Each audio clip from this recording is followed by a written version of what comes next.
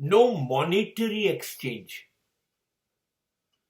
or no financial transaction in relationship. સંબંધ થાય તો એને હવે ટકાવવો છે ને, એમાંથી કોઈ દુર્ગંધ ઊભી ન થાય, સંબંધોની શ્વાસ જળવાઈ રહે, એની મધુરતા જળવાય, તો એક કામ આ ચોક્કસ કરવું. પહેલેથી સ્પષ્ટતા કરી દેવી કે મારી અને તમારી વચ્ચે કોઈ દિવસ નાણાંની લેવડ દેવડ નહીં થાય, નાણાકીય વ્યવહાર નથી કરવો. તમે મને 5 લાખ આપો, હું વ્યાજ આપીશ, હું પરત આપી દઈશ, અથવા તમે મારી પાસેથી લઈ જાઓ, નહીં, પૈસાની લેવડ દેવડ નહીં, બિલકુલ નહીં.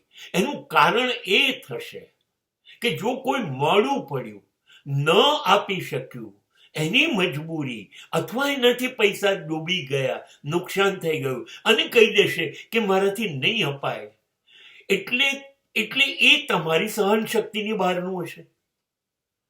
બસ, સંબંધો સમાપ્ત થવાનું કારણ માત્ર પૈસાની લેવડ દેવડ, એના કરતા ચોખ્ખી જ ના, આ પૈસાનો વ્યવહાર નથી કરવા. બસ, બાકી તમે જેમ કહો એમ.